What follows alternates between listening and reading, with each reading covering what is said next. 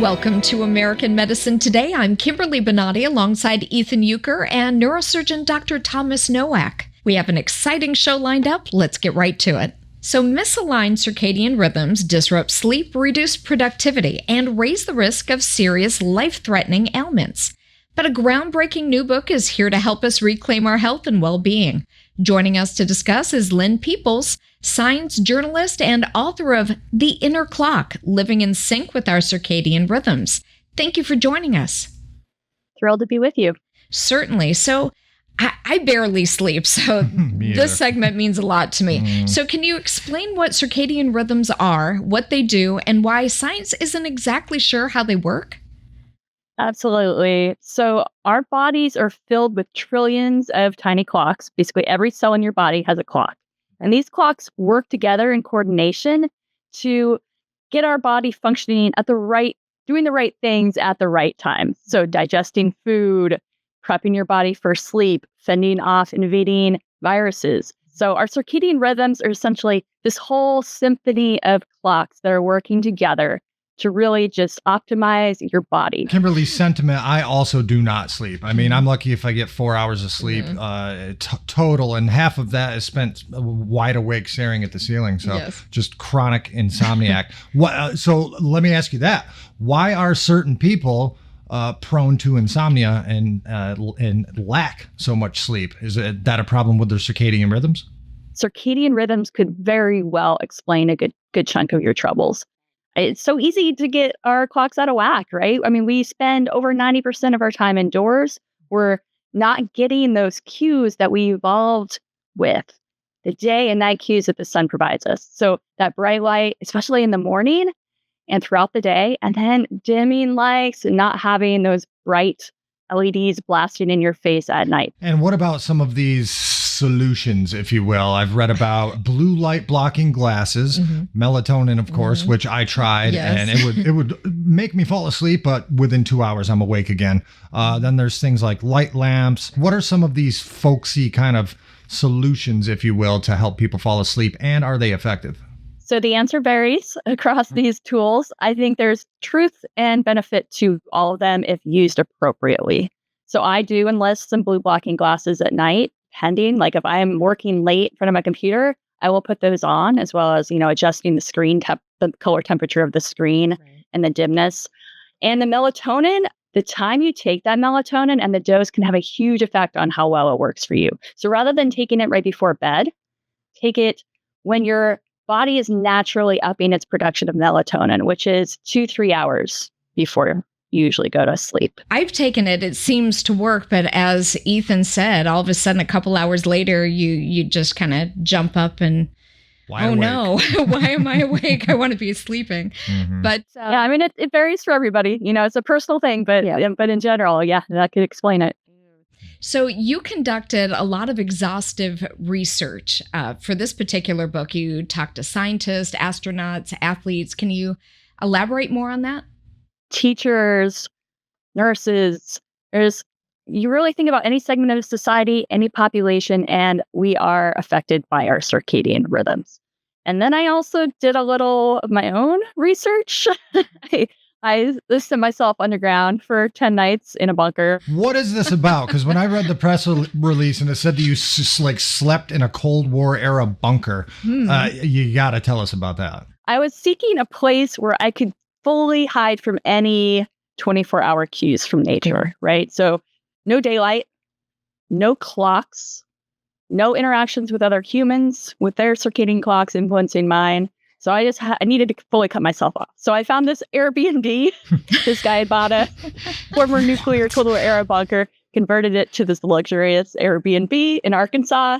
And I went and set up shop there for 10 nights and tracked a whole bunch of my own rhythms. What were the results, though? Did you get a good night's sleep, or were you afraid that the Russians were going to bomb you? I mean, what happened? My rhythms got out of whack as predicted. I worked with scientists to look at my data. So I had heart rate, temperature, glucose, a whole bunch of data that I was monitoring. And those rhythms fell out of sync, which is what happens when we get jet lag, very similar. And my rhythms also drifted. So my day, a day in the life of my body, you might say, was actually longer than 24 hours. And then you talk about, I guess, aging connections. What is that? Explain, please. Yeah, so more and more science is pointing to a link between aging or the chronic diseases associated with aging, including dementia and Alzheimer's, with our circadian rhythm. So the research is early, but there is definitely evidence pointing to keeping your circadian rhythm strong, helping you live a longer and happier, healthier life. Have you done much on adenosine and caffeine and how that affects the person? I know you have to have adenosine somehow pressure you into driving the circadian rhythm, but adenosine itself has an incredibly short half-life. Right. There's an interesting interaction between the circadian system and the sleep pressure that's induced by adenosine. And your circadian rhythm is telling you it's time for bed. That should be at about the same time your adenosine is building up, which caffeine can mess with. So if you still have caffeine lingering in your body, I now cut myself off by noon because it's the half-life, I think is what? 12 hours or something. Wow. Quite long. Yeah, quite long. I mean, if you take in a lot of caffeine, you're going to have some sticking around later, right? Exactly, as it breaks down. So, those evolved in coordination. So we hopefully have those things both helping us fall asleep at night. Touch upon the link between circadian rhythms and I guess our gut microbiome, because we discuss it on the show all the time, but I didn't realize it could be helpful or harmful to our sleep. The microbiome we're finding more and more has a rhythm too. Those bacteria have their rhythm. Our bodies have the rhythm. Those rhythms speak to each other. So it's very easy if we have a disrupted microbiome that could influence our circadian rhythms and vice versa. If you've discussed it on prior shows, we know that this microbiome influences a huge host of our mental and physical health. Thank you for giving your advice and trying to help everyone watching be able to sleep and get in touch with those circadian rhythms. Thank you so much, Lynne Peeples, author of The Inner Clock, Living in Sync with Our Circadian Rhythms. My pleasure. Thanks for having me. We'll have more after the break. You are watching American Medicine Today. 2 neurosurgeons couldn't figure out anything that was wrong with me or what I would need surgery for. Dr. Bonati, without even seeing me, knew I was hurting, knew they could help me. First time I came in here was Monday, and today is Thursday. I've had 2 surgeries and am doing fantastic. I'm still in shock that I can walk. That's all within 4 days. Visit AskBonati.com. We came in here Monday morning and I was in awful pain. I was wheeled in. I couldn't even move 5 feet without the wheelchair. Are you able to get onto the bed? I doubt it. No? Okay. We went through the whole intake interview, did the MRI, x-rays. I was awake through the surgery, came back to recovery. I was there for 10 minutes and I got up and I walked.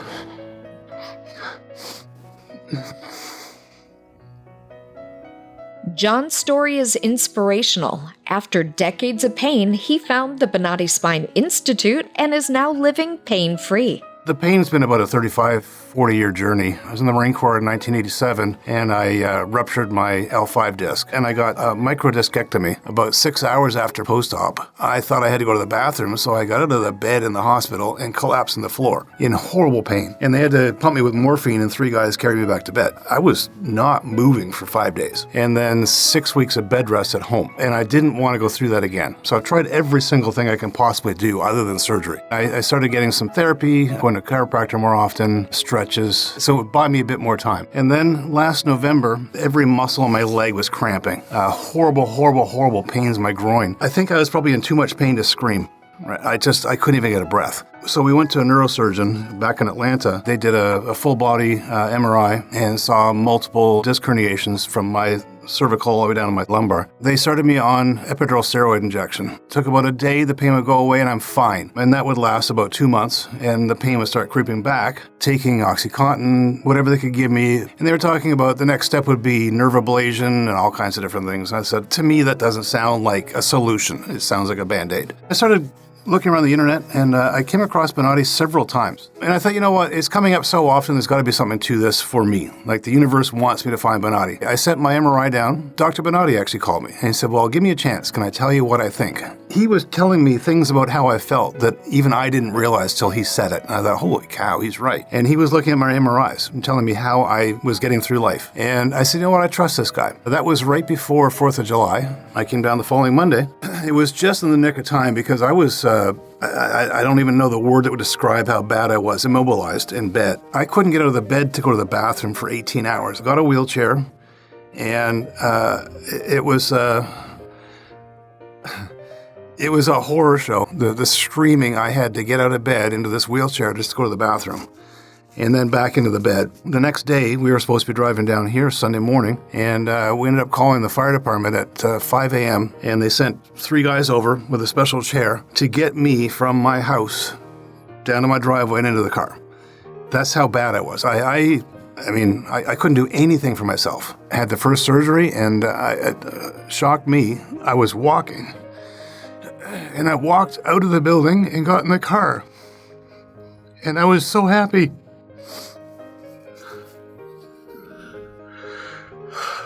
The exclusive Bonati Spine procedures are performed incrementally using conscious IV sedation. In a twilight state, patients are partners in their care. This means they are awake and alert and able to communicate with their surgeon when the source of their pain is alleviated, all while they are still on the operating table. The severity of John's case required 3 procedures to eliminate his pain. That day on Wednesday, and got in and out of bed without too much difficulty, but stayed in the chair Wednesday till about noon. And I said, I think I can walk. And I stood up on my own. I think my wife was actually gone out with my mother-in-law and my son. They had gone out for the day. And I just got up and walked. And I walked down the hallway. And I thought, that's the end of it. I'm to a point now where I can say that I'm at least on my way to recovery. And then today I woke up, got out of bed by myself, no assistance. No cane, no wheelchair. Got dressed, and we came in here for the 3rd surgery. And it's been 0 pain since then. The pain is gone. It's gone. Anybody I know that's got back pain or back troubles, I'm going to tell them, look up this website, and if your doctor looks at you and you've got a bulging disc, go. I don't want to get emotional again, but it's I can't explain enough how this has changed my life. To see more stories of recovery just like this, search for the Bonati Spine Institute on YouTube, Rumble, Apple's App Store, Google's Play Store, Roku, and Amazon's Fire TV. Welcome back to American Medicine Today. I'm Kimberly Bonati alongside Dr. Bonati, and we're going to talk about spinal cord wraparound device that helps those that have paralysis. So, Dr. Bonati, tell us why this is important. We are moving for many, many years trying to see how can we bypass the lesion created in the spinal cord in people who have accidents or damage that they affect the spinal cord. Sure. And become quadriplegics or have some deficits. Every procedure that we develop, every technique that came around fail or work partially. The situation was that you need to penetrate the spinal cord sometimes with some type of needles or just put holes on the spinal cord, could create more damage. And at the same time, you need to do some sort of a surgical procedure on the brain to put the electrodes that they are going to send the message. So not only the surgeries were poor in results, but at the same time dangerous. So they continue working with new ideas. And recently in Cambridge, they start to work with the Department of Neurosurgery and the Department of Engineering. And then they devise a very thin type of a product that is very much similar to this foil paper that we use at home to wrap objects and aluminum things, foil. okay, and put in the refrigerator. Sure. The information with the electrodes was not really very, very sophisticated. But if they put the electrodes in that device, and that device become by itself an electrode, and they fold that product, that device, around the spinal cord in a 360 degrees type of a wraparound there. All the information that goes from the brain to the spinal cord now is being captured through that device. The idea is fantastic, but at the same time, it's very much an experimentation. Right. They use some of the animals that you use for experimentation in the laboratory, and they have very surprising results.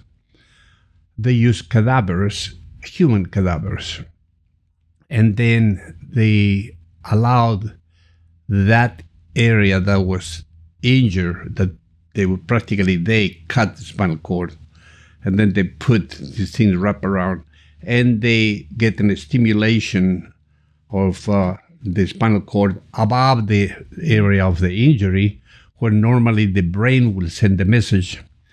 And then they found that the wraparound device can transfer that information, and the cadaver can move a leg or move an arm. The type of movement that they're getting, though, is it more of a jerky movement, or is it a normal motion? The movement is sophisticated, because the wraparound is getting the message of all over the message. It normally comes from the brain through the spinal cord. So it's soft and is mechanically doing the job. Now, exactly, I don't know how much of that is something that can be applied immediately, or something of this is just only experimentation for the time being. But the device is there, and they are doing more and more work on it. We're going to take a quick break. We'll have more with Dr. Bonati talking about the spinal cord wraparound device right after this. I think everybody was shocked, like, really, you had surgery today? I had a drain tube. I was at my desk doing payroll for 200 employees, worked till night, got up, went to bed.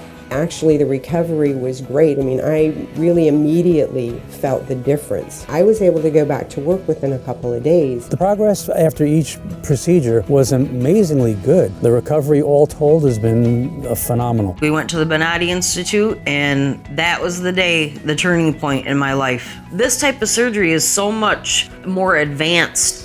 The surgeries that I had, actually, I recovered very easily from, I would say. I actually went to work the following afternoon. That afternoon, when it was done, I actually felt so much better already. First time I came in here was Monday, and today is Thursday. I've had 2 surgeries and am doing fantastic. I'm still in shock that I can walk. That's all within 4 days. Bonati succeeds where others fail.